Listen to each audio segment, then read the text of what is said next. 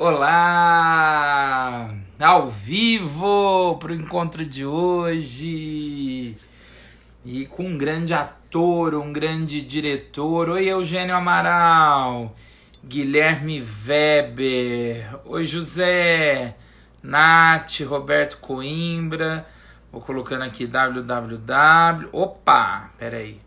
www.fundomarlene colé.com.br.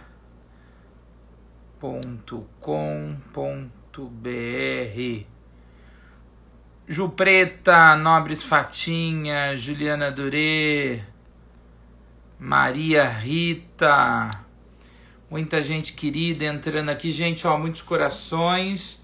Selena Sartorello, meu amor, muitos corações para você. Muitos corações. E ó, pega esse aviãozinho aqui e convida os amigos.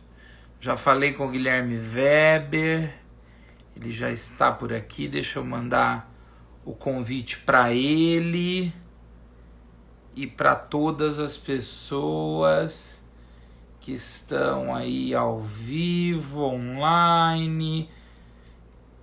Como foi a votação de vocês? Como está este começo de semana? Muita gente querida chegando na live. Vamos lá, gente. Corações, aviões,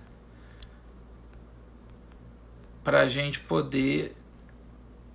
Olha só.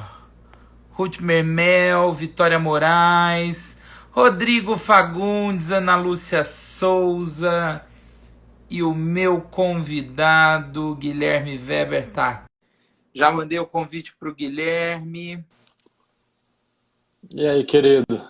Ô, querido, tudo bem? Tudo bem? Boa Boa noite. noite, aumentando o volume aqui. Olha Aí. aí, Nath, minha amigona, Júlia, minhas amigas. Baronésio, Dilon Wagner aqui conosco. Tem muita gente que bate sem querer, né? Ah, tem gente que vem, a gente vem, Tem bate gente que vem de papo. propósito, tem gente que bate sem querer e fala, caralho, agora eu tô preso nessa live. Já aconteceu comigo uma vez de entrar sem querer, tinha assim, 4 pessoas e eu queria ir embora e não podia, foi horrível. Então, gente, fiquem à vontade. Não, mas porque aí falaram, nossa, o Pedro ou o Guilherme leram meu nome, eu não vou poder sair nunca É, mais. é. Não, Nossa, ele falou, ah, que bom, fulano entrou, agora eu vou ter que ficar aqui para sempre. gente, não é a Caverna do Dragão, Não, podem podem sair. sair, podem sair. Guilherme, me diz uma coisa, quando a gente fala de arte, de cultura, qual que é a primeira lembrança afetiva que você tem da arte na sua vida? A primeira lembrança é bem biográfico, assim, foi ter encontrado um álbum de fotos da minha mãe. Minha mãe morou nos Estados Unidos quando era criança, meu avô era americano.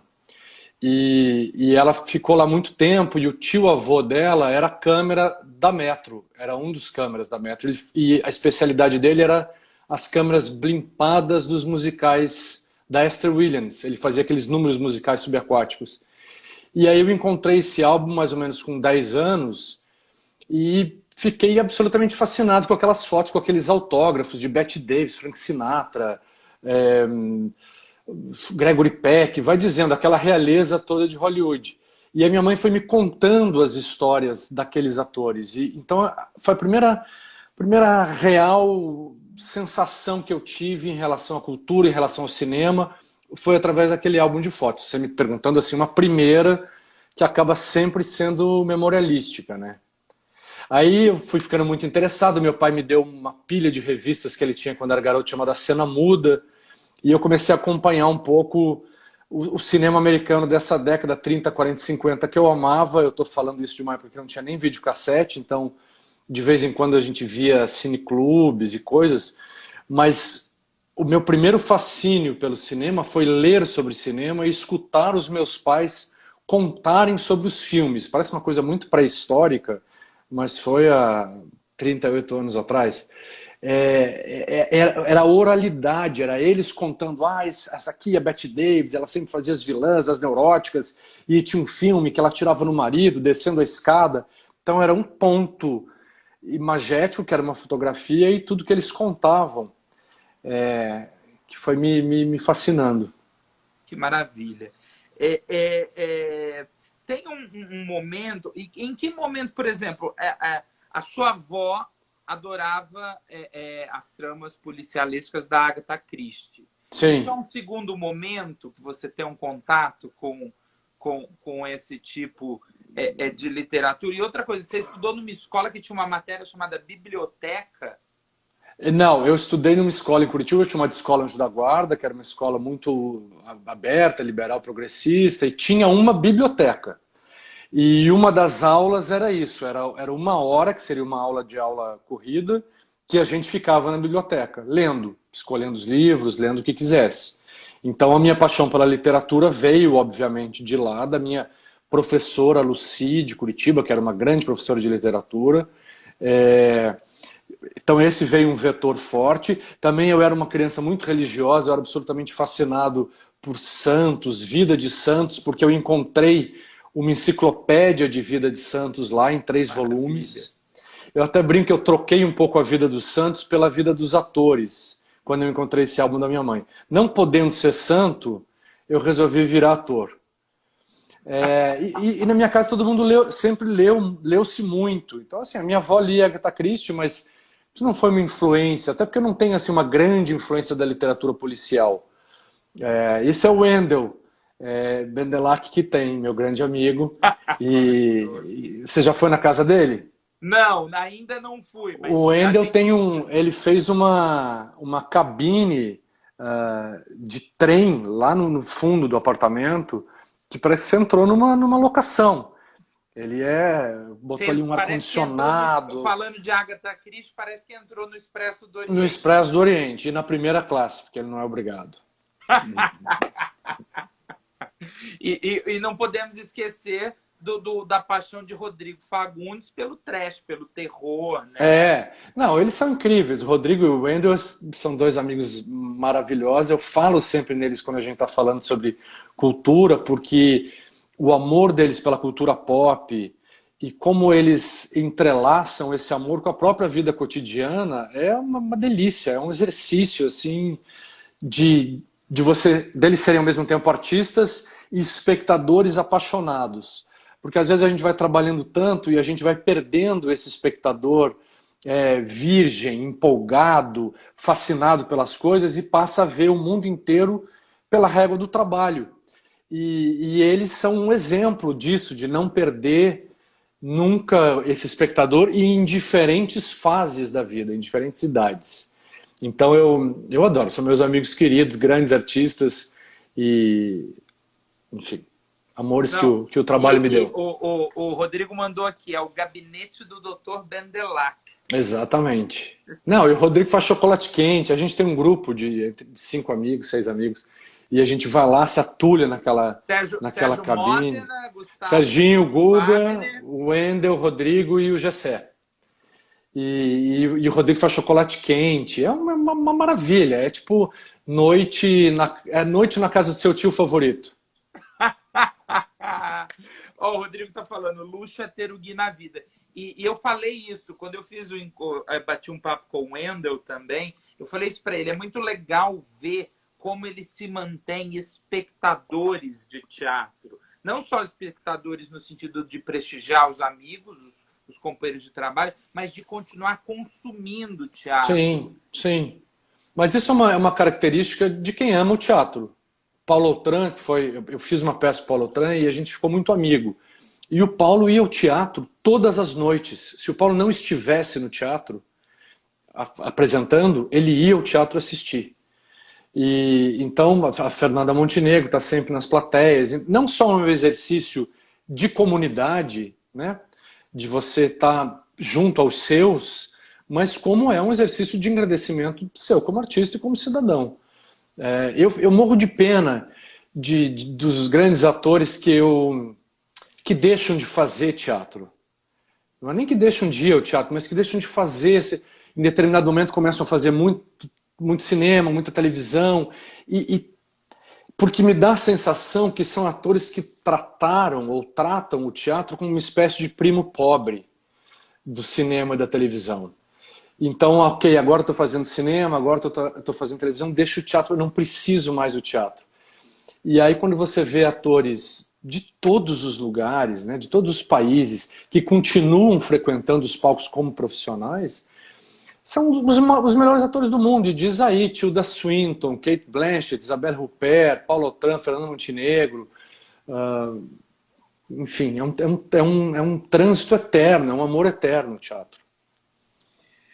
Bom, a gente falou, você trouxe essa feliz lembrança, né, essa feliz primeira lembrança desses álbuns, dessas fotos, né, da fotografia, do cinema, depois a questão da literatura, né, esse privilégio de um colégio onde haviam-se aulas na literatura, a própria convivência familiar, consumia-se muito arte, né, cinema, sim, livros e tudo mais, mas foi no... Eu queria que você dissesse assim, a importância do ano de 89, porque parece que é ali que você sai um pouco da escola, sai um pouco de casa e começa a consumir em comunidade, e o teatro entra na sua vida nesse ano? Eu não me lembro, eu sou péssimo para essas coisas de data. Eu comecei a fazer teatro. O Rô elogiou meu óculos, obrigado. Eu comecei a fazer teatro amador na escola, porque eu estava muito fascinado com essa coisa do cinema, e a minha mãe achou uma matéria ali, uma notinha na coisa do colégio que ia começar um curso, e ela resolveu me inscrever porque achou que poderia ser legal. E aí eu sempre falo que o teatro me salvou da minha primeira decepção, que era entender que não seria possível ser um ator de Hollywood dos anos 40. E aí eu fui fazer teatro, e durante muitos anos foi uma guinada na minha vida de que eu não queria nem saber de cinema. Eu realmente me apaixonei pelo teatro, até porque eu estava vendo que aquilo era uma coisa concreta, possível. E comecei a fazer teatro amador. Aí fui fazer teatro amador num grupo de adultos de Curitiba, que era um grupo patrocinado pela Caixa Econômica Federal, que tinha grupos em todos os estados do Brasil, e inclusive tinha um festival que reunia todo mundo. Então eu era um garoto que fazia teatro, devia ter ali uns 13 para 14 anos, com atores adultos, dirigidos por uma diretora profissional. E aí comecei a fazer teatro e não parei mais. Depois fui conhecer o Felipe Hirsch, também na escola, aí já no cursinho, né, primeiro ano de segundo grau, ali com 16, 17, ele tinha um grupo de teatro amador, e a gente começou a fazer teatro amador juntos, ficamos muito amigos, e aí fomos seguindo uma trajetória comum da faculdade de teatro, da fundação de uma companhia, e de 23 anos de trabalho ininterrupto com a Sutil Companhia de Teatro. Então tudo começou no colégio. É maravilhoso também quando você estuda numa escola, tem a oportunidade de estudar numa escola, seja ela pública ou particular, uma escola que esteja direcionada para o vocacional dos alunos, de entender, de ajudar o aluno, seja em que idade ele esteja, a entender qual é a sua vocação e te mapear para o exercício daquela vocação. Eu era péssimo aluno, péssimo, em todas as matérias, menos português, literatura e história. De resto, eu era péssimo, eu reprovei 2 anos. E eu estava prestes a reprovar o terceiro, porque eu era muito indisciplinado. E eu lembro da Lucia, essa minha professora, que também é diretora do colégio, falou, olha, eu não vou te segurar aqui mais 1 ano, porque você já sabe o que você quer. E que é isso, quer fazer teatro, então vai. E eu agradeço a ela ter me deixado partir logo. Logo não, porque já estava atrasado, já tinha repetido 2. Mas não me segurar mais 1, porque eu já não estava mais ali, né? Olha, o Hatsan falou que vocês podem dar um jeito de colocar ele nesse grupo aí do chocolate quente. O Daniel Pereira também pediu chocolate quente. Não é assim, gente, não é assim. Demora, é difícil. Não é assim, não se entra no gabinete, no grupo assim, de qualquer nota. Eu acho que o Ricardo é um ótimo candidato. Eu fico imaginando o problema para o Rodrigo Fagundes se ele tiver que fazer chocolate para muita gente. Que isso, gente. Não, é um gabinete pequeno e são muitas provas até chegar lá. Muito bem. Ó, o Hatsan tá aqui, ó. Pedro, a família do Guilherme tem um castelo. Tínhamos um castelo na Inglaterra. Conta, Brincadeira do conta pra Ricardo. gente essa Não, é história, brincadeira, então. porque o Ricardo tem descendência nobre. E a minha mãe, assim, por lado do pai dela, esse americano, é de uma linhagem muito nobre dos Beauchamp. E essa família Beauchamp, múltipla e gigantesca, tem um castelo no norte da Inglaterra. Mas nós, infelizmente, não estamos nem limpando as portarias. O, o Rodrigo tá falando que ele é o Willy Wonka de Copacabana. Exatamente.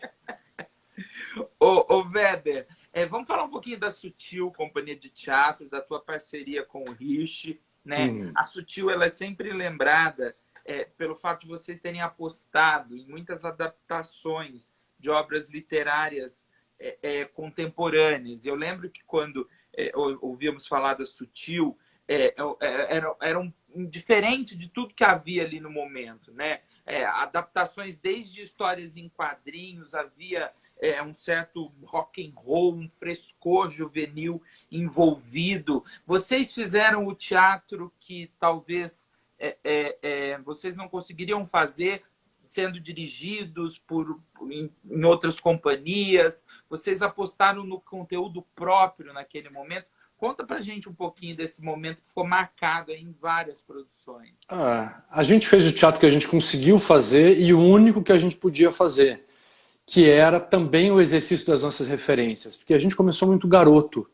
A gente começou a fazer teatro profissional com 18 anos, já tínhamos uma companhia, o Felipe e eu, que começou com um solo, que era em cima dos diários de juventude do Fernando Arrabal. E depois foi indo. Aí em 2000, a gente fez um grande sucesso chamado A Vida é Cheia de Som e Fúria, que era uma adaptação de um livro chamado Alta Fidelidade, do Nick Hornby, que depois virou um sucesso pop como livro, como filme, como até hoje até série. Mas na época ninguém conhecia esse livro, ele não tinha nem sido editado no Brasil, foi um amigo nosso que nos mandou de lá. E era tão autorreferente, era tão a nossa vida de Curitiba, e uma vida tão sem fronteiras e limites entre o que era o teatro, o que era a música, o cinema, as artes plásticas, tudo estava tão misturado lá na nossa vida, que foi um retrato desse cotidiano.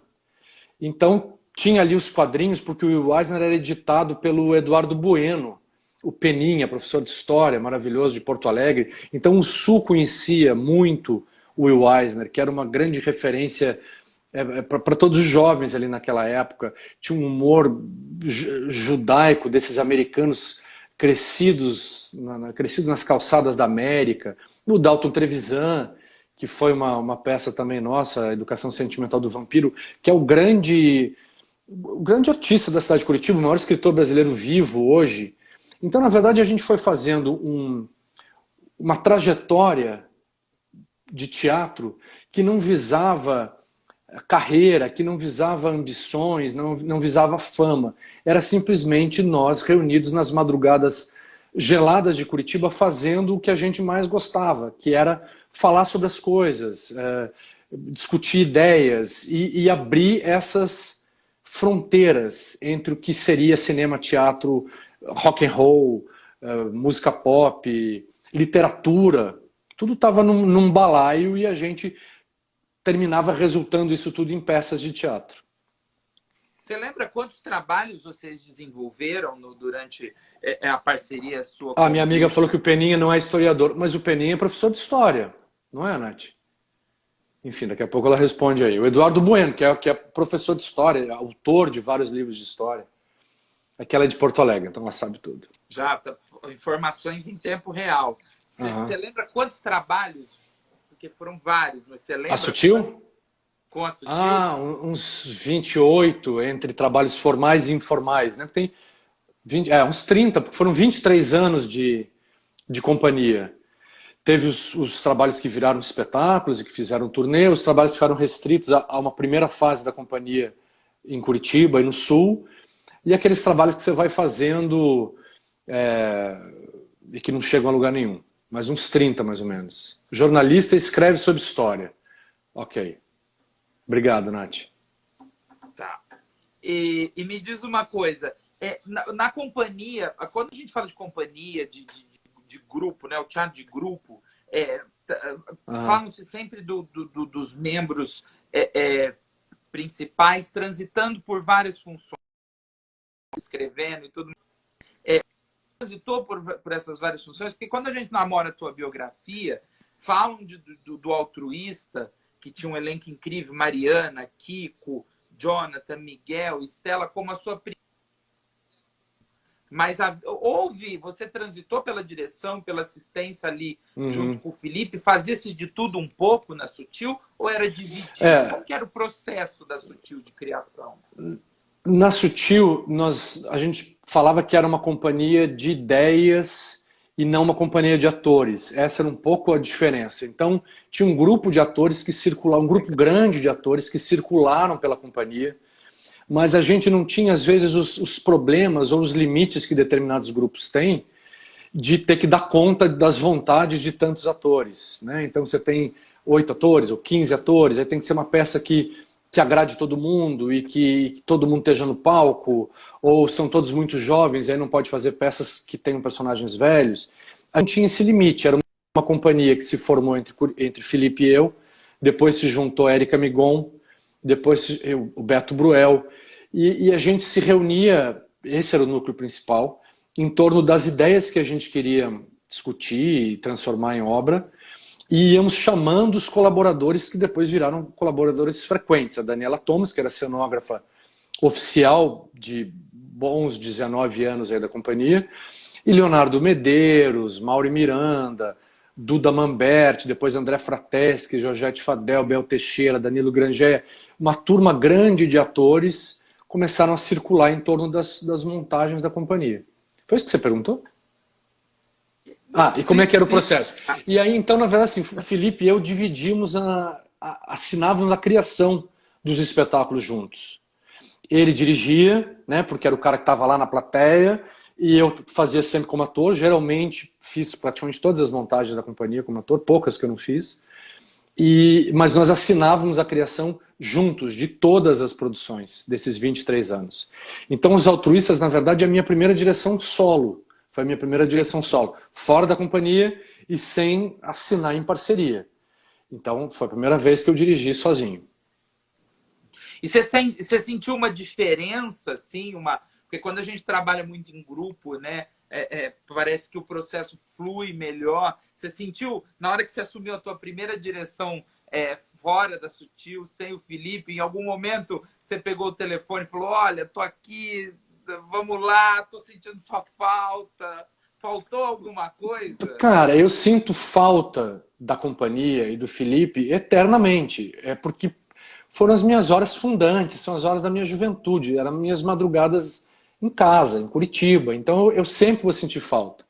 Mas também começar a dirigir sozinho foi um passo de maturidade, né? De abrir uma janela nova. Tive sorte porque era um elenco incrível, a produção do Chico Ascioli era demais, então eu senti um ambiente muito aconchegante. O projeto era meu, eu sugeri para a Mari Ximenes fazer esse texto, fazer esse personagem. Era também um filhote um pouco dos anos da companhia, porque a gente trabalhou muito também, além das obras autorais, durante uma época a gente trabalhou muito com dramaturgia, a gente lançou muita dramaturgia anglo-saxã no Brasil. A gente fez parcerias com dramaturgos que não tinham sido montados na América Latina ainda, como Nick Silver, o Will Eno, que é um amigo pessoal hoje e um grande parceiro de trabalho. Eu tenho esse título que sou o ator que mais fez Will Eno no mundo, ele me disse isso. Então, o Nick Silver era um cara que a gente tinha feito na companhia, o Pterodátilos, Homens Gordos de Saia, e eu tinha vontade de continuar trabalhando a obra dele com Os Altruístas, especialmente porque eu sou muito amigo da Mariana, ela queria voltar ao teatro, e a gente sempre tem esses fetiches eu tenho muito fetiche, assim, muito romântico, esses fetiches camp. E aí eu adoro atrizes interpretando atrizes. Gina Rowlands no Opening Night, Bette Davis e a Joan Crawford no Baby Jane, enfim, aí a lista é gigante. E nos Altruístas era isso, era a Mariana Ximenes fazendo uma estrela de telenovela. Lá no caso era uma estrela de telenovela eu americana e tive a eu trouxe para oportunidade cá. de assistir a peça Eu vi Uhum. muita fotografia, alguns trechos, mas ela também tinha uma pegada, tinha uma pegada rock and roll pop ali, uma coisa Eu histriônica, né? acho que sempre tem um pouco. Eu acho que isso ficou um pouco entranhado assim no meu DNA. É, a Bette Davis é a malvada, claro. Eu gosto dessa coisa mais furiosa. Eu não sou, não gosto muito das coisas tão realistas. É também uma característica do teatro contemporâneo, talvez, da coisa camp mesmo, que é uma característica que eu adoro trabalhar na direção. Então isso acaba colocando todo mundo no salto alto, num palco sobre o palco. Eu gosto bastante disso. Vamos fazer um parênteses aqui, televisão, porque aí tem muita gente que entra e depois as pessoas reclamam que eu falo só de teatro, cinema, esqueço um pouco da televisão. Espero que o teatro volte logo, né? A gente está vivendo também essa fase, esse exercício do teatro virtual, que muito se discutiu se é teatro, se não é teatro, e levantou-se muitas questões sobre isso. O que faz uma coisa ser teatro? Eu sou muito partidário da questão presencial, mas também o teatro não deixa de ser a divisão, o momento simultâneo de tempos entre quem está fazendo e quem está assistindo, né? Compartilhar o tempo. Só para a gente, se você quer encerrar a coisa do teatro. Não, Mas nós vamos voltar. mas só para dizer que eu acho muito maravilhoso que as pessoas estão fazendo teatro virtual, apesar de eu particularmente não gostar muito, não gostar de ver e achar que também é um perigo, porque parece que deixa o teatro muito simples, muito rápido. Tipo, por que vocês não podem fazer o teatro assim para sempre, né? Por que precisa voltar para o presencial? Eu escutei isso. Mas eu acho que esses colegas todos que se mantiveram em cena, nessa cena virtual, ao longo desses meses, são heróis. Porque eles estão mantendo algum tipo de chama acesa. Então é isso. Hoje eu fiquei pensando nisso e me deu vontade de homenageá-los, enfim, sabe? Essa micro-homenagem, mas assim, energeticamente eu vibro essa homenagem a esses colegas que estão mantendo de alguma maneira essa chama acesa, Não, e né? Esperando muita esperando a coisa voltar. gente, tem muita gente disponível, né? E esse momento, independente da opinião particular de cada um, se acha bom ou ruim, mas ele proporcionou alguns encontros. Eu, por exemplo, estou dirigindo o Rodrigo numa leitura, né? Eu estou no interior de São Paulo, o Rodrigo está no Sim, Rio de além disso, Janeiro, Daniel Pereira em Santa Catarina, e eu apresentei para eles um texto do Samir Yazbek, que é um dramaturgo contemporâneo de São Paulo. sim, Então é conheço. um casamento que não fosse esse momento de caos triste, terrível, mas precisamos tentar tirar coisas boas desses momentos também. Possivelmente esse encontro não aconteceria, né? Claro. O Não, texto acho que do Samir na boca do Rodrigo, a enfim. pandemia trouxe e provavelmente deixará esse legado desses encontros virtuais, dessas conversas, das lives. Eu fiz cursos interessantíssimos nos primeiros meses, por exemplo, com a Helena Vieira, que é uma grande professora, pesquisadora, ativista de Fortaleza, e cursos que eu não teria a oportunidade de fazer com ela lá, né? Então, acho que essa fronteira que a internet já buscava diminuir e que a pandemia nos ensinou mais ou nos provocou mais a exercitar. Sim, sim. Mas queremos voltar ao teatro, claro. Eu também fiquei muito aflito quando começou todo esse movimento de dizer, olha, mas os teatros na Alemanha estão voltando, os teatros na Inglaterra. Eu falei, mas são os teatros da Alemanha, são os teatros da Inglaterra, são casas gigantes que têm repertório, que têm elenco fixo. A gente não pode querer reproduzir aqui no Que Brasil muitos esses atores são modelos. funcionários do Estado, né? É, até porque você tira daí a obrigação do Estado em manter esses profissionais vivos de alguma maneira, porque aí você fala, ok, podem voltar, beleza, abram seus teatros para 40 pessoas e não, vocês não conseguem viver, mas vocês podem, estão aí, vocês estão disponíveis, estão livres para isso. Então é muito perigoso, tem que ter um equilíbrio muito grande nessa questão. Olha, eu falei que eu ia falar um pouco de televisão, mas aí me veio um pensamento aqui, eu estava lembrando agora de um espetáculo que eu vi, Você em Cena, e que tem um pouco a ver com esse teu gosto, né, de atrizes interpretando atrizes, de retratar o mundo, seja do circo, do teatro, o mundo artístico em si. Você fez Azul Resplendor, né? Que Fiz. você era um diretor de É, teatro, a Eva Vilma era uma atriz isso. decadente que tentava um retorno. Um momento ali, o Pepeu, depois oh meu Deus, O Borg entrou no o Borg, o lugar. Renato Borg É. entrou. Eu não lembro se você fazia e o Não, na Dalton verdade eu Vig entrei para substituir o Dalton. substituiu. Eu entrei para substituir o Dalton Vig. Eu estava terminando o meu filme, um filme que eu dirigi no Sertão, e aí essa trupe do Azul Resplandor ia sair numa turnê gigantesca para comemorar os 60 anos de carreira da Vivinha. E o Dalton não podia fazer e o Renato me chamou. E foi um deslumbre de encontro, porque assim, Renato Borghi é esse ator ícone que o Brasil ama, que é o Rei da Vela, que é uma coisa genial. Eva Vilma, essa atriz meio bergmaniana, meio Walter Urcuri, meio gélida, meio loura, meio Hitchcock, né, que tem essa sombra que ela fez um teste para o Hitchcock, Sim, a sim. Vivinha, então ela carregou esse título da a quase Hitchcock. É uma atriz maravilhosa que eu amava ver nas novelas quando era garoto, Sassaricando e Elas por Elas e tal. E aí eu e o Renato, a gente ficou praticamente avô e neto, a gente ficou muito amigo. E foi uma experiência, porque a gente viajou durante um ano, a gente fez 51 cidades. Eu já tinha viajado muito pelo Brasil com teatro, mas como o Azul Resplendor, a gente fez todos os teatros do Brasil. Diz aí, foi do São Pedro, em Porto Alegre, o Teatro Amazonas, pequenas cidades do interior, Campina Grande, Passo Fundo, Santa Maria, o Brasil inteiro.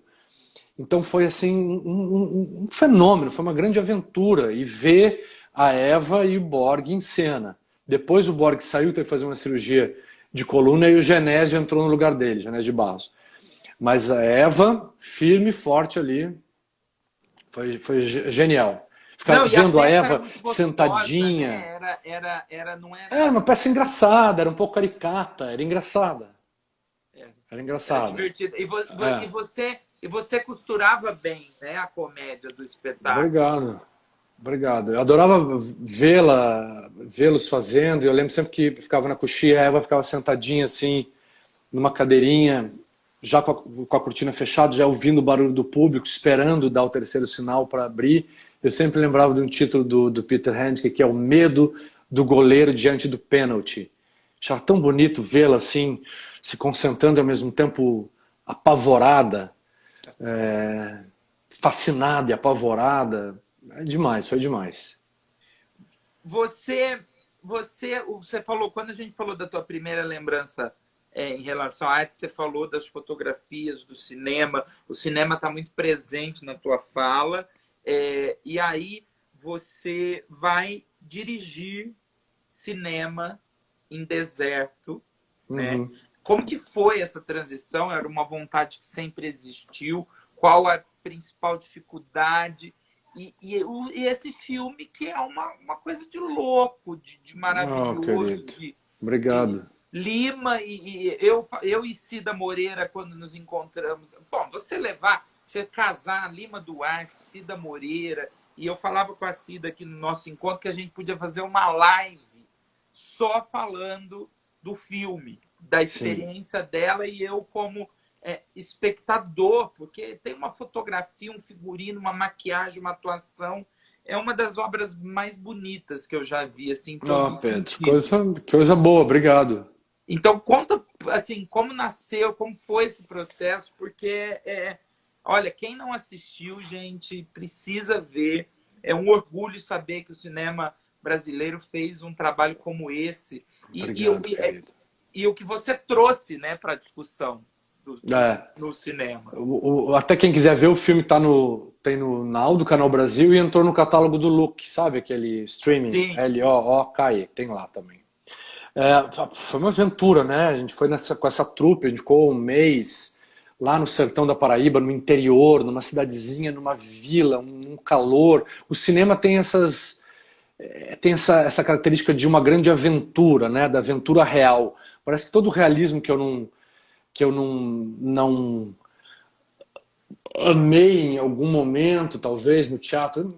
Não, é besteira isso que eu falei, porque eu amo realismo no teatro também. Mas, enfim, essa aventura de você ir para a locação, de você ir em loco, você ir com todo mundo e você fazer o exercício daquela vivência sobre o sol da realidade mesmo. É uma aventura inominável. O cinema é uma aventura inominável. Mas E o deserto é teatral também, né? É ele lúdico fala sobre também. teatro. Ele fala sobre teatro. É, às vezes as pessoas fazem um pouco de confusão de achar que é um filme teatral por ele falar de teatro. Ele é muito teatral porque ele é bastante épico. Ele não Sim, é um filme sim, naturalista, sim, mas ele é muito cinematográfico no sentido da totalmente. convergência dos planos abertos com os fechados. Eu acho que tem um tributo ali, claro que eu vou falar de nomes assim, é, inalcançáveis, mas do cinema japonês do Ozu, do Sergio Leone, né, daqueles planos abertos italianos. Foram as minhas referências técnicas um pouco para fazer o filme. Mas antes de tudo, eu queria fazer um filme que homenageasse os atores, que é um gênero em si, né, meio feliniano, meio Truffaut, A Noite Americana, sabe? Você falar sobre o ofício de ator. Era isso que eu queria fazer. Eu tinha E ele muita é vontade meio de fazer cinema. atemporal também, né? A gente Porque percebe. ele é arquetípico, ele não. Eu acho que isso foi um exercício também. Eu não queria fazer um filme contemporâneo no sentido de que você fica preso a muitas armadilhas de tecnologia, de resolver determinadas coisas. Então eu queria fazer um filme que falasse sobre os atores de maneira arquetípica e que prestasse um tributo a esses atores de teatro. Então, no exercício do roteiro também, eu fui pegando. Eu falava para eles, logo quando a gente começou, na primeira versão do roteiro, eu falei: isso vai mudar muito, porque eu quero que esses atores tenham um repertório e que eles falem através de citações. Então, até chegar lá na filmagem, eu fui relendo as peças do Shakespeare, dos gregos, mesmo contemporâneos como Brecht, e fui selecionando frases e fui colocando na boca desses personagens. Então, o tempo todo eles falam através de citação. Ainda me resta um pedaço de coração para sentir pena de ti, que é uma. A Cida fala para Magali Bife, que é uma frase do Rei Lear. Pena que ele ficou velho antes de ficar sábio, é uma frase do Hamlet. A gente tem que regar a árvore da liberdade com o sangue dos tiranos, é Brecht, e aí vai. Então foi essa criação desse tributo aos atores, que são a minha paixão primeira. Eu comecei a dirigir sozinho também, porque eu sou apaixonado pelos atores. Nunca uma direção minha será para engolir ator, sempre será um exercício de amor, e de declaração de amor e paixão aos atores. Eu acho ator a coisa mais linda do mundo.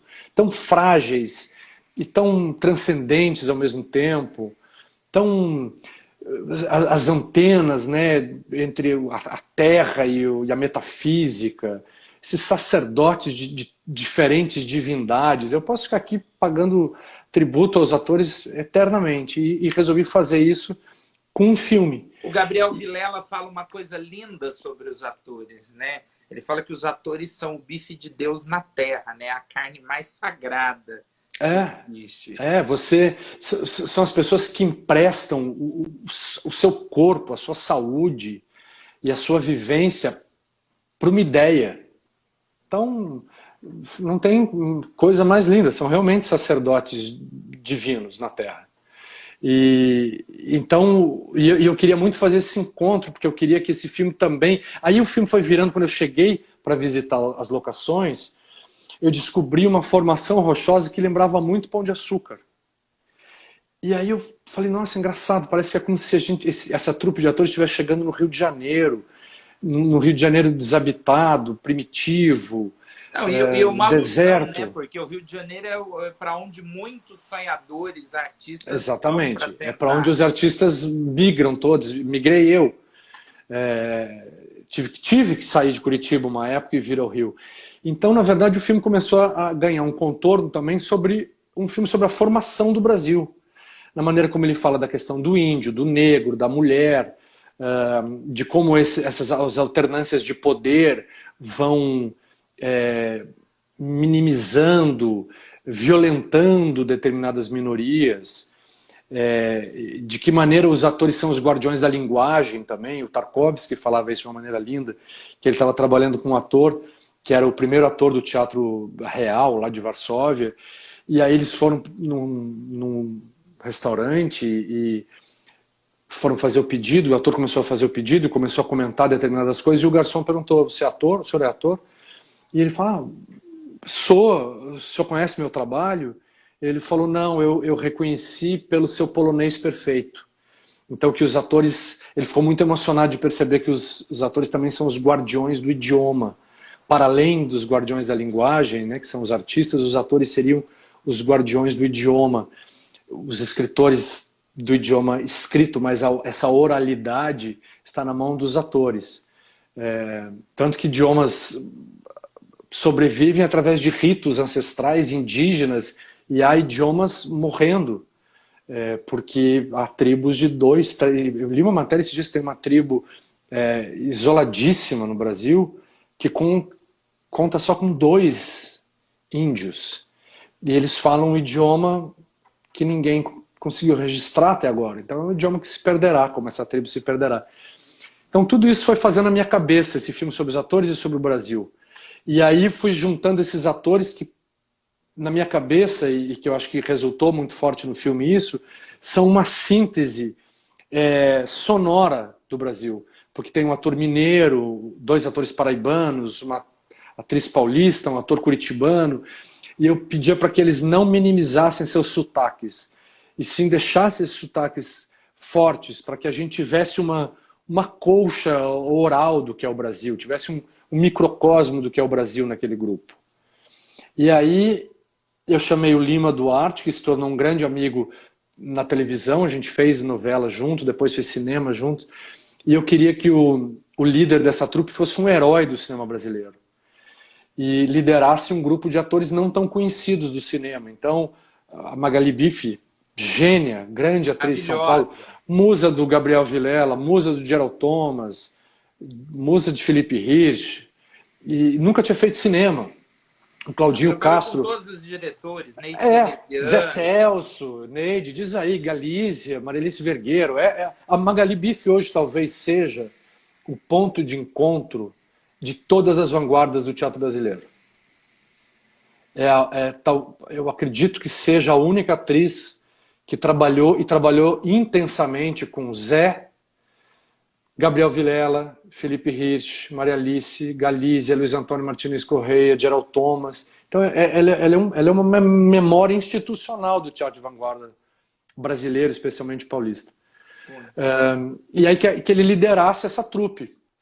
E que vem ladeada pela Cida Moreira, dama indigna, dama do underground, né, musa do Cacá Rossetti, do Vitor Rinco, e talvez a maior intérprete da canção brasileira. Também. Ela é a maior intérprete de Brecht Kurt Weill do Brasil. A Cida Moreira e a Maria Alice Vergueiro era a Mary Stuart e a Elizabeth I, eram as 2 rainhas do underground paulista. Sim. Olha, e eu tem 2 atores que mandaram. Tem 2 atores queridos que mandaram mensagem aqui, palmas e muito carinho. Dionísio Neto e Clóvis Torres. Queridos colegas de São Paulo. Que artista incrível você é. Lindíssimo filme, o Clóvis está dizendo. Cida é o máximo. Gente, olha, eu vou falar uma coisa para vocês. Eu vou terminar a live e vou assistir de novo. Então, terminando a live, assistam. Dionísio e Clóvis, saudade dessa turma do restaurante Balcão lá de São Paulo. Point do teatro da noite paulista. Fomos do Piolim ao Balcão. Ai, que maravilha, que maravilha.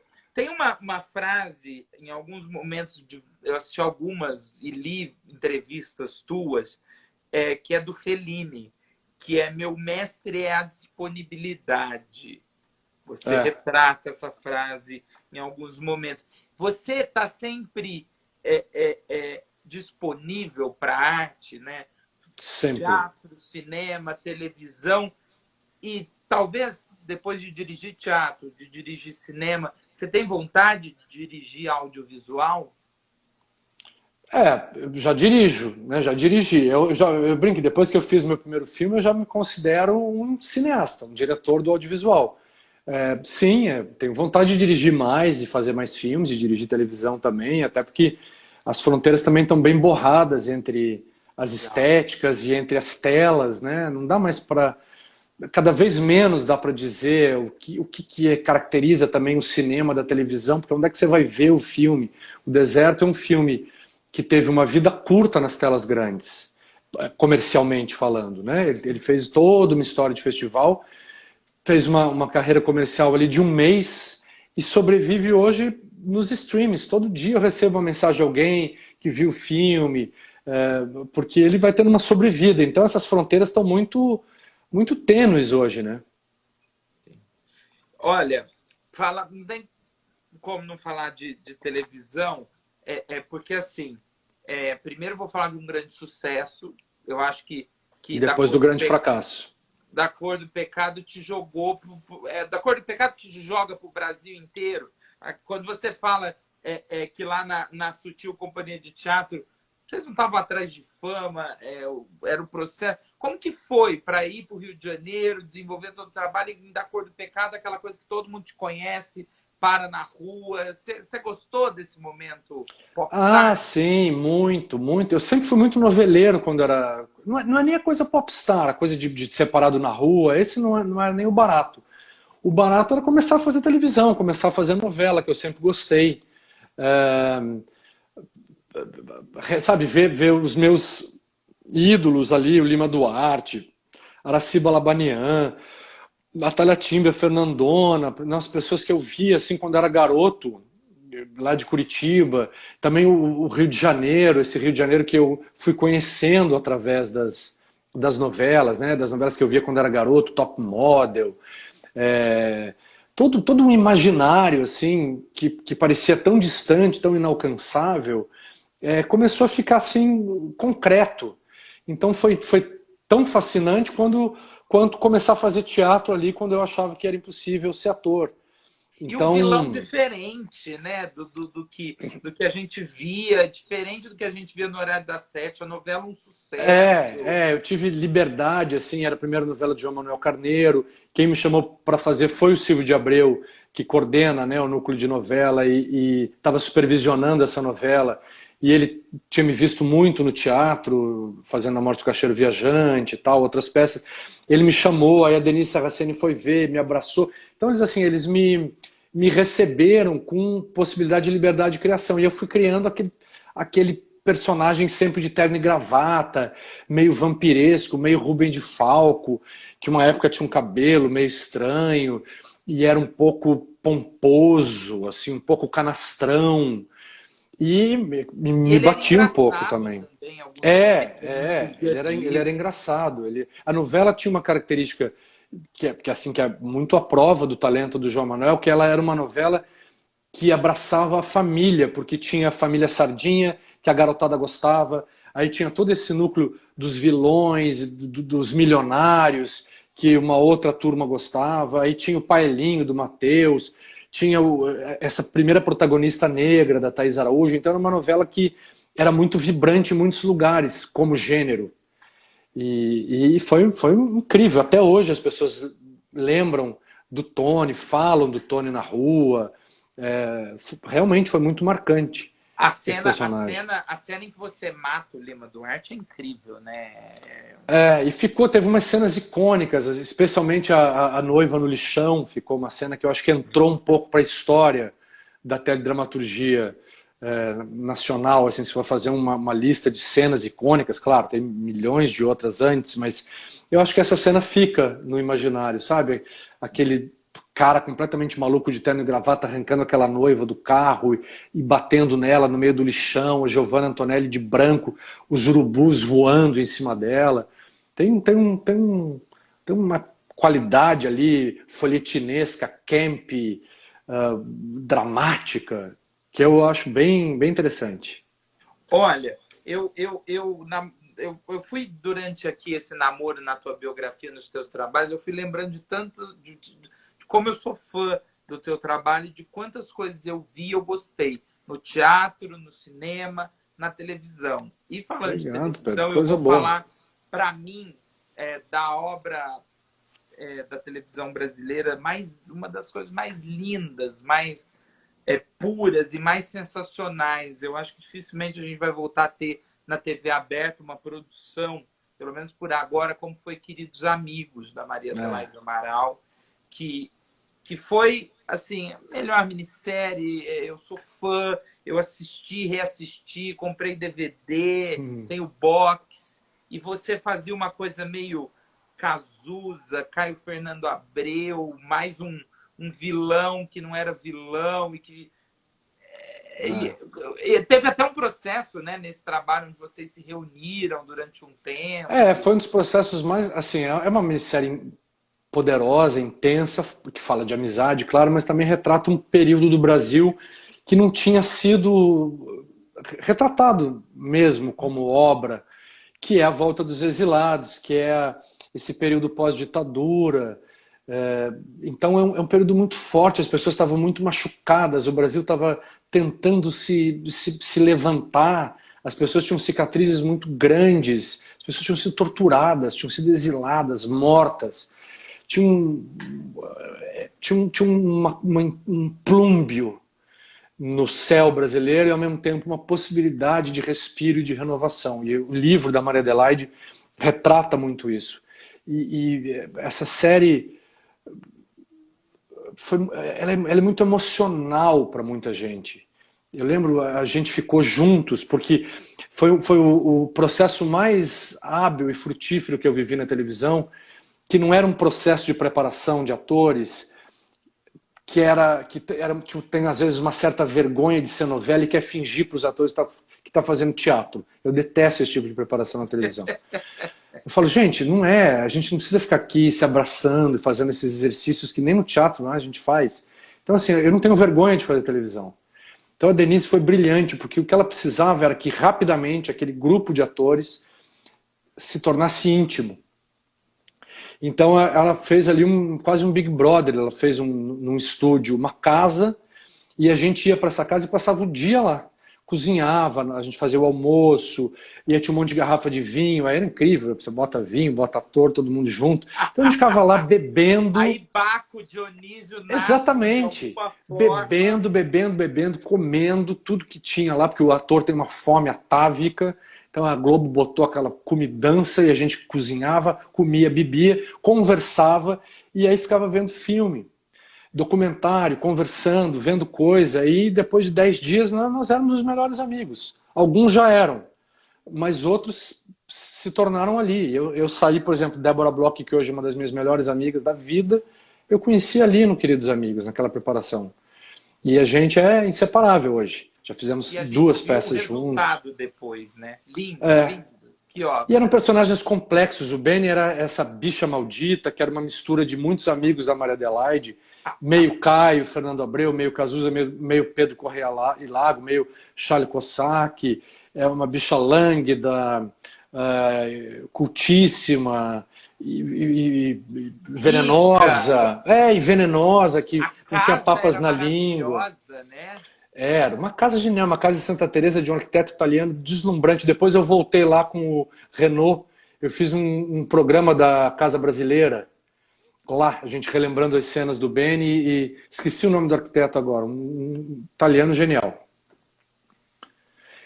E era um personagem fascinante, porque ele era uma boa pessoa, ele era, de toda essa turma, ele era o melhor amigo da personagem da Denise Fraga, que era a grande representante dessa turma que foi violentada e torturada na ditadura, e ao mesmo tempo ele tinha se tornado um IUP. Então, na amizade daqueles dois, no desequilíbrio, você encontrava a complexidade dos personagens. Ele era um IUP, que tinha sido hippie, e era um apaixonado por aquela mulher, ao mesmo tempo era uma bicha que estava vivendo os anos 80 de São Paulo. O início da AIDS, ele se contamina com o vírus, apanha de um michê, fica todo arrebentado no hospital de tapa-olho, fumando, dizendo que vai sair dali e vai para a sauna. Então era um suicida, era uma bicha que vivia esse limite dos anos 80. Maravilhoso. Maravilhoso. É, Guilherme, e como que foi? Outro momento, eu adoro trash, adoro o universo dos zumbis, e você tá na primeira série de zumbis brasileira. Como foi se divertir, Cara, brincar isso com foi. esse Nossa, universo? parecia que eu tava indo pro parquinho de diversões. Porque eu adoro esse universo, eu adoro trash, eu adoro filme B. E pintou essa história e uma hora eu falei, cara, não acredito que eu tô fazendo isso, que eu tô aqui, tipo, quarta-feira às 3 da tarde, todo ensanguentado, e aí tinha a mulher dos efeitos especiais falando assim, esse é o machado sem fio, esse é o machado com fio, essa é a mão que você pode cortar, e aí aqui, daqui vai sair o sangue. Eu falei, gente, isso é uma maravilha, isso é um parque de diversão. E era uma carnavalização em cima do gênero zumbi. Era uma coisa também meio Ivan Cardoso, meio Terrir. É, era engraçado. Esse personagem também ele era engraçado, ele era meio né, um diretor do reality, um cara que, em abstinência de cigarro, um cara que provavelmente cheira pra caralho, comandando um programa em noite de eliminação, um programa de alto índice. E ele vai se tornando um selvagem antes dos zumbis. Então ele carrega essa Ele é alegoria o primeiro zumbi, né, da série. ele não vira zumbi, mas ele Não, não, eu vira um digo, ele é zumbi. o Sim, sim, primeiro sim. zumbi no sentido Exatamente. de que ele já tá. Exatamente. Ele é essa alegoria do zumbi capitalista. Sim, Né? sim, totalmente, totalmente. Olha só, eu queria que você falasse de um outro processo de teatro que eu não tive a oportunidade de assistir, mas onde você dirige nomes como a própria Débora Bloch, Emílio de Mello, e um elenco incrível, e o espetáculo também super contemporâneo, e que muita gente que viu, assistiu, falou que era algo muito o que tinha de melhor naquele momento do teatro, era muito bom. E eu lembro de muita gente falando: tem que ver, tem que ver, tem que ver, mas nem sempre dá para ir para São Claro, Paulo, para o Rio, não dá para ver tudo, claro. né? Foi os realistas, né? Foi um momento muito feliz, assim. A Débora Bloch, o Emílio de Mello, tinha Fernando Eiras e Mariana Lima também. Então tinha esse encontro com esses quatro amigos e esses atores gigantescos que eu sempre Você admirei. fez como? Você chegou a fazer como ator ou não? Fiz essa Viu? peça, cara, foi assim um pós-doutorado em teatro, porque eu traduzi, adaptei, dirigi. Depois na primeira turnê eu substituí o Emílio de Mello, que não podia viajar. Depois, numa segunda turnê, o Emílio voltou e eu substituí o Fernando, que não pôde viajar. Então eu falei, caralho, eu traduzi, adaptei, dirigi, fiz todos os personagens masculinos. Então foi realmente uma vivência, até porque ali eu pude me entender como diretor e depois como ator recebendo a minha própria direção.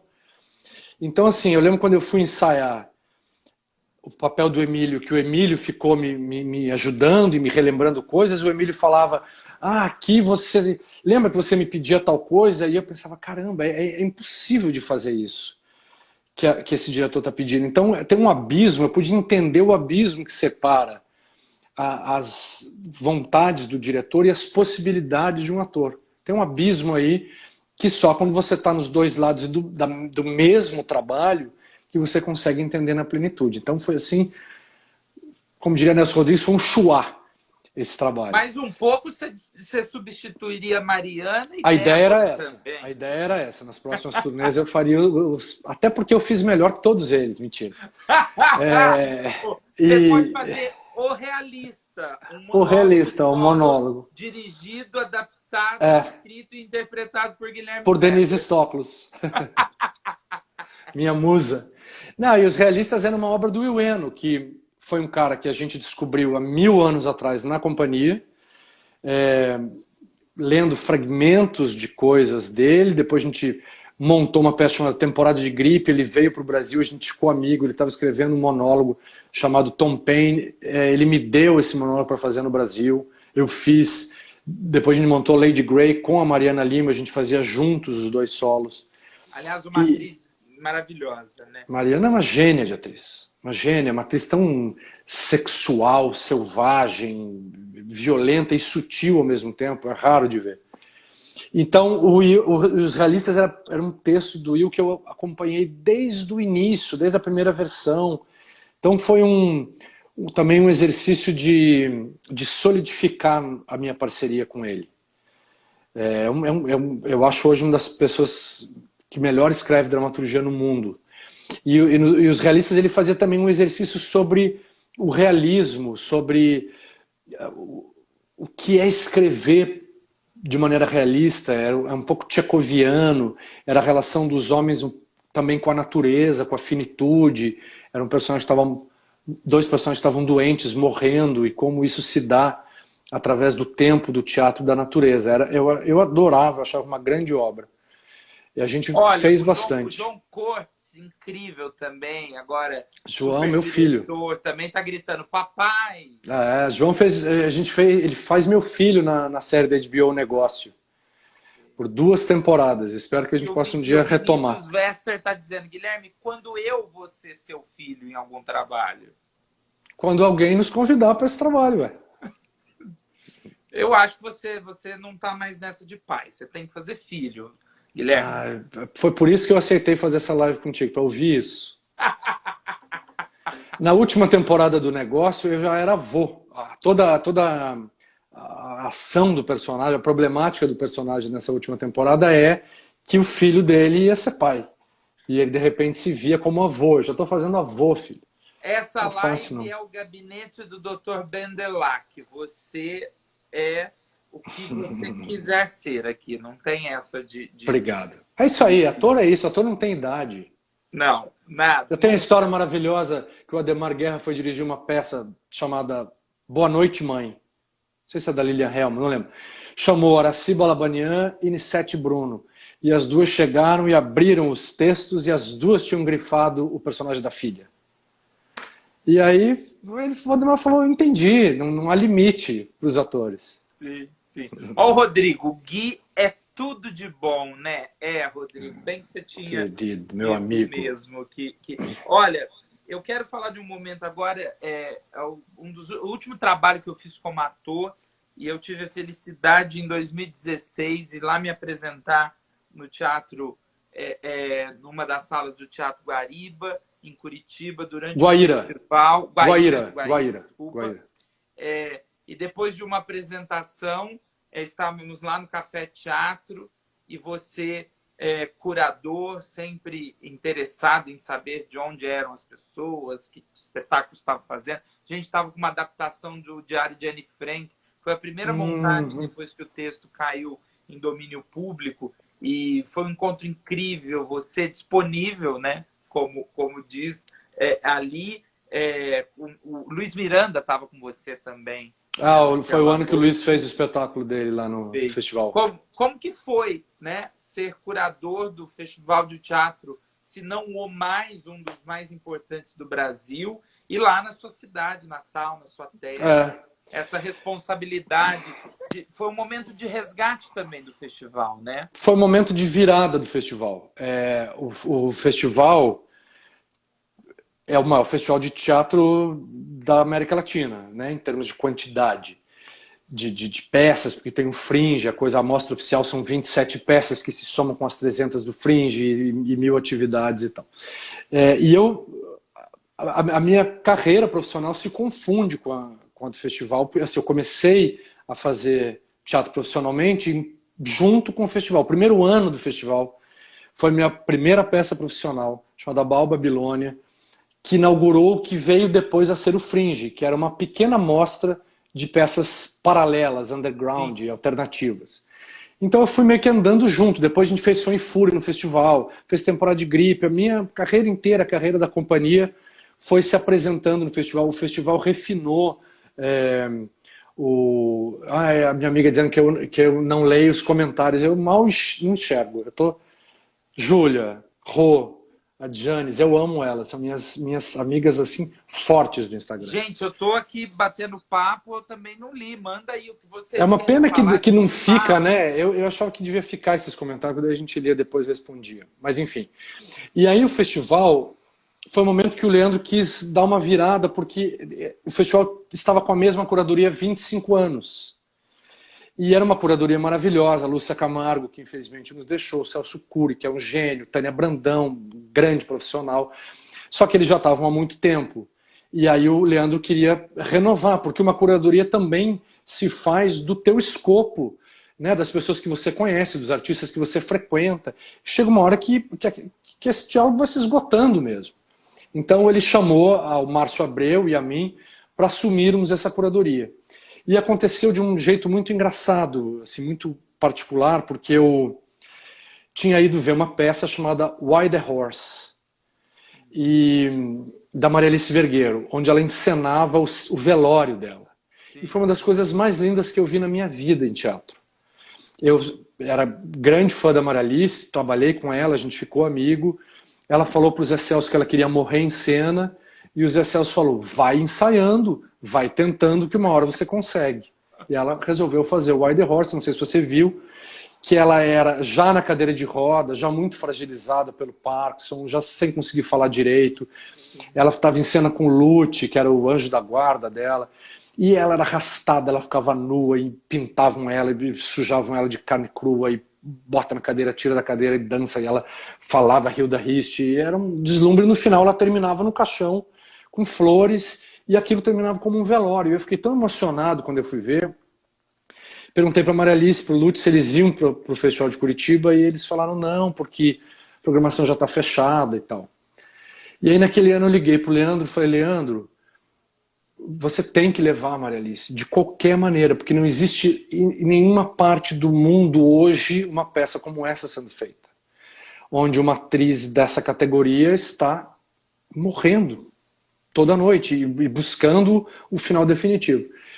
E você, eu sei que a programação está fechada, mas ano que vem, por que você não bota então numa mostra paralela? E comecei a fazer esse corpo a corpo com o Leandro pela Maria Alice. E aí ele falou, você não quer ser curador então? Eu estou pensando em mudar, a gente precisa mudar e queria chamar outras pessoas, você aceitaria? Então foi nesse momento que ele me chamou. E eu aceitei, claro, com a condição de levar a Maria Alice, obviamente. Liguei para a Maria Alice e falei, se tu não for agora, tu me quebra minhas pernas, porque eu aceitei ser curador para te levar. E ela falou, vou e me esforçarei para morrer lá. Felizmente ela não conseguiu, mas fez 2 sessões lotadas e foi um momento bonito.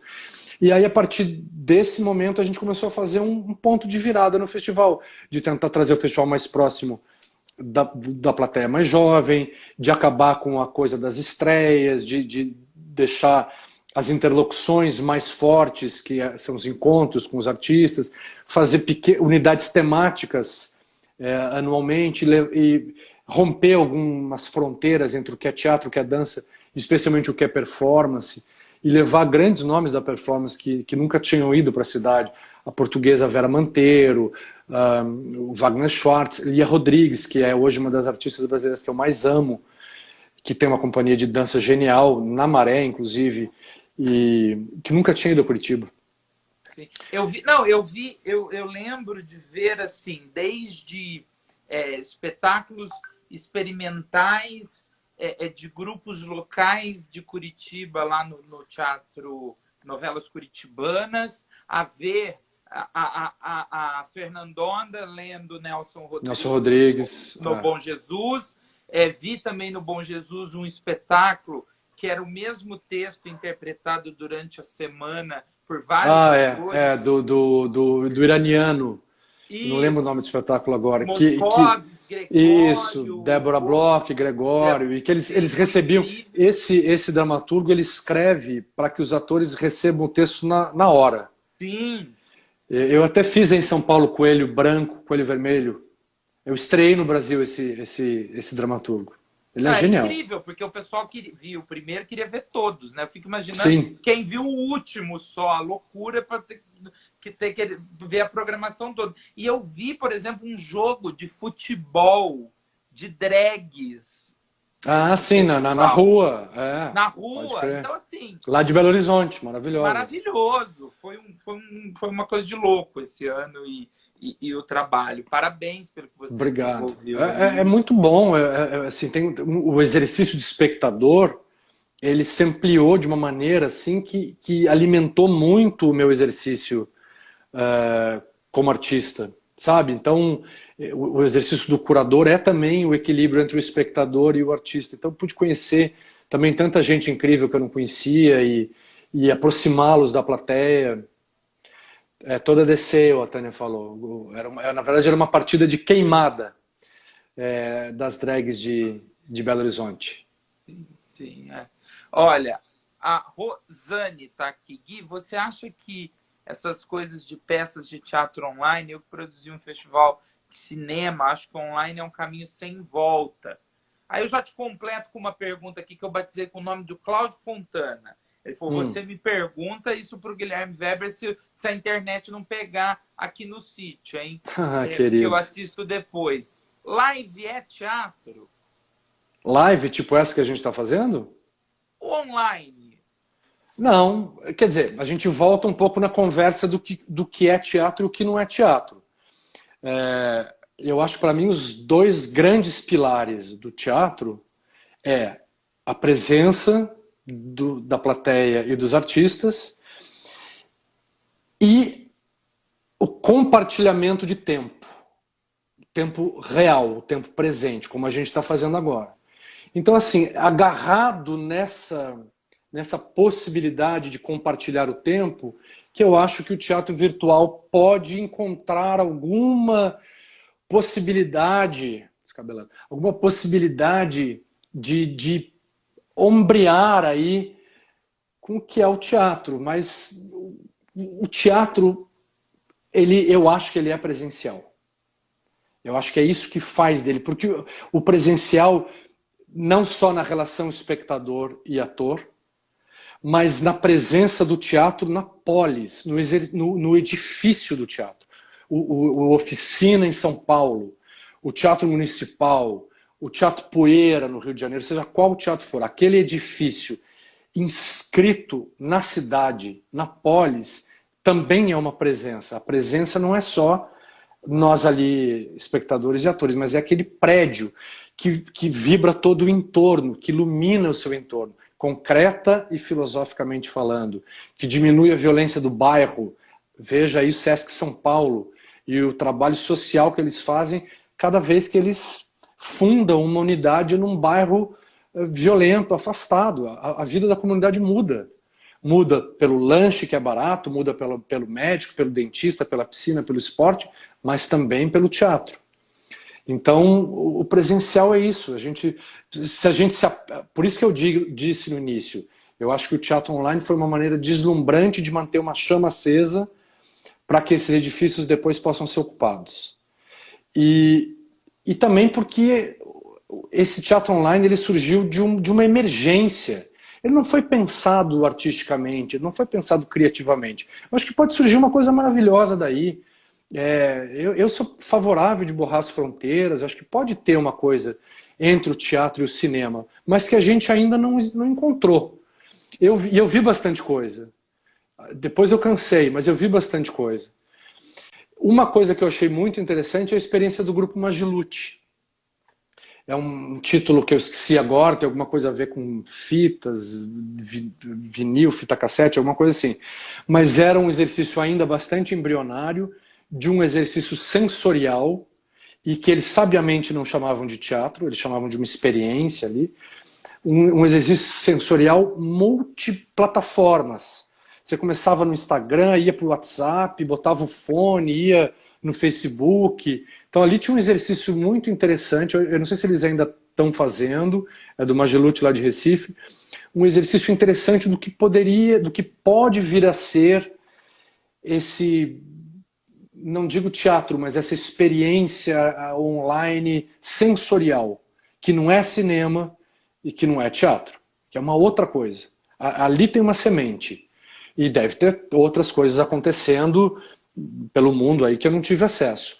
Agora, o que aconteceu de maravilhoso nessa pandemia foi ver muito teatro não online, assim, não ao vivo, mas pela internet, como exercício de memória. As grandes casas aí, National Theatre, Schaubühne, Volksbühne, Berliner Ensemble, especialmente os alemães que eu frequento muito, porque a minha comadre mora lá, eu pude ver peças que eu nunca imaginei ver na minha vida, peças do Peter Stein dos anos 70, 80, lindamente filmadas, com a Edith Clever, que é uma das minhas atrizes favoritas, alemã, que é uma, tipo, imagina assim, bota a Meryl Streep junto com a Fernanda Montenegro e a Denise Stoclo, chacoalha e cria uma atriz, ela existe, ela existe. E ela chama Edith Clever. Só que só fez teatro na Alemanha, fez pouquíssimo cinema, fez um Romê e fez uma versão da Penthesilea, onde ela faz todos os personagens. E aí você vê a maravilha e o poder da memória institucional. Porque são peças do Schaubine, especificamente essas que eu estou falando, do final dos anos 70, início dos anos 80, que estavam filmadas como se tivessem sido filmadas ontem e que eu pude assistir porque a casa disponibilizou durante a pandemia. Então esse teatro filmado, que não é teatro, que a gente tem que fazer um exercício gigante, né, como espectador, para entender o que era e subtrair coisas e adicionar outras, ou seja, você também trabalha nesse exercício. Sim. Mas é um poder, minimiza... Trabalha a posição de espectador também. Exatamente, te solicita como espectador, complete aí. Minimiza um pouco o que é ao mesmo tempo fascinante e cruel do teatro, de ele não sobreviver. Então, realmente, eu pude ver a Edith fazendo assim 10 peças, quase um presente da pandemia. Talvez tenha sido um dos grandes momentos da pandemia para mim. Olha só, tem uma pergunta que eu faço para todos os nossos queridos artistas que passam por aqui, e eu queria muito ter o registro para a gente encerrar esse ciclo. O teatro, o nosso tão amado teatro, ainda é uma realidade muito distante de muita gente no nosso país. Uhum. Você é uma referência. Se um homem ou uma mulher que nunca foram ao teatro consultassem você como referência que é, e perguntassem, Guilherme Weber, por que eu devo ir ao teatro? O que você responderia? Eu acho que você deve ir ao teatro para entender a vida para além da necessidade. A arte é a possibilidade do ser humano viver para além da necessidade. Ela é fascinante e é essencial justamente porque ela é inútil. No melhor sentido da palavra. Ela é a sua possibilidade de refinamento. A gente não quer só comida, né? E aí vai milhões de frases. Mas é isso. É o único exercício, a arte é o único exercício possível de cidadania completa. Porque trabalho, hospital, comida, é o básico, a gente não tem nem isso, né? E aí a gente coloca uma outra camada junto com isso tudo, que é a possibilidade de viver de maneira mais metafísica. Para além do trabalho social, né? Para além de tornar um cidadão pensante, e aí um cidadão desafiante, inclusive, do poder. Mas é isso, para você viver além da necessidade. E é deslumbrante. A companhia residiu por 5 anos no Teatro Popular do SESI. Na época do Teatro do SESI gratuito, de quarta a domingo. A gente fez Temporada da Vida Cheia de Sonho e Fúria lá, a gente criou Nostalgia para lá, Avenida Dropsy para lá, Educação Sentimental do Vampiro, Temporada de Gripe, Cinema. Todas essas foram produções feitas para o Teatro Popular do SESI, apresentadas de graça de quarta a domingo. E a casa estava sempre cheia, as pessoas querem ir ao teatro. E vi, ao longo desses 5 anos, a gente fazer formação de plateia. Vi o jovem ali de 14 anos que foi ver Sonho e Fúria, porque tocava uma música do David Bowie. Depois ele estava vendo Educação Sentimental do Vampiro, ele estava em contato com o Dalton Trevisan, escritor refinado. Então você vai formando plateia. Isso é tão bonito. Eu agradeço demais ao SESI. O SESI, com todas as suas idiosincrasias, aquele prédio ali na Paulista, tão palco de tanta loucura e de tanto desequilíbrio, ao mesmo tempo mantém um teatro que foi, eu não sei se ainda é, mas acho que é gratuito. O pessoal está falando assim, Pedro, encerra e deixa salva, continua depois, abre outro. Não, gente, já passou de 1 hora, estamos quase em 1 hora e meia. Nossa Senhora do Eita. Wi-Fi não derrubou o Guilherme Weber. Ah, Não olha só. derrubou. Olha só, eu quero finalizar. Eu vou te trazer agora uma imagem de São Elias. Eu não sei se você conhece São Elias, mas Sim. ele é o santo protetor do online, das lives e dos artistas nesse momento. Ele traz o cachê, a peça amada e aguardada em até 3 dias. Então, eu vou colocar aqui a imagem de São Elias para ele te abençoar. Maravilhoso. Ó. Querido, muito obrigado. Obrigado você, querido, por esse bate-papo, essa mesa de bar numa segunda-feira de isolamento. Foi ótimo. E obrigado aos Abrimos a amigos que semana entraram, lindamente. participaram, meus amigos queridos do presencial e do online. Olha, o Hatsan, que vai estar aqui quinta-feira, está dizendo aqui, queria saber falar bonito como o Guilherme. Ah, mas é porque eu aprendi lá no meu castelo, Rick. É diferente de família, são anos de aristocracia. O Gabriel está perguntando, é santo ou pai de santo? Tratando de São Elias é uma entidade. É tudo, Aí, é a reunião de todas as de todos, é uma possibilidades. mistura. É meio bruxa, meio Buda, o que você É, quiser ser. exatamente. E que ele nos abençoe, né, Guilherme? Porque o jeito Por tá precisando, favor, né? por favor. O Elias, a gente falou tanto, queridos amigos, a abertura era em cima das obras do Elifas, irmão do Elias, Sim, que foi um dos grandes ilustradores, fez as capas mais lindas de disco da MPB. sim, sim. É O Elifas era gênio, genial. maravilhoso. Eu falei para ele hoje, falei, olha, eu vou pegar a tua imagem do São Elias que eu fiz por uma brincadeira com o Cláudio Fontana e mandar sticker de WhatsApp. Eu falei, hoje eu vou abençoar um entrevistado especial com o São Elias. Pode? Eu amei porque eu amo o Elias.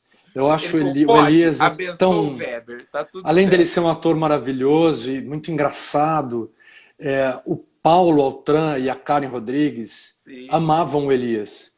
E passar no crivo do Paulo e da Karen não era fácil. Então o Elias tem esse título, amado por Paulo e Karen, que é um título que eu também tenho. Sei, eu sei. É o estilo dos bons e dos grandes. Olha, você falou desse papo de bar, espero que, passando esse momento pandêmico, possamos retornar com beijos, abraços, perdigotos, Vamos. quem sabe um bom drink, uma taça de vinho. Boas biritas, vamos lá. Porque a gente que é de teatro, a gente quer estar no mesão, né? Claro, com certeza. Exatamente. Se não for na sala do Dr. Bendelac, será numa mesa de bar. Com Isso certeza. aí. Vai ser aqui no Fiorentina, onde for. Sim. Obrigado, querido. Obrigado. Valeu, querido. Obrigado você. Boa noite. Boa noite aos Beijo. amigos. Tchau, gente. Obrigado. Aí, saúde Obrigado. e inspiração. Beijão.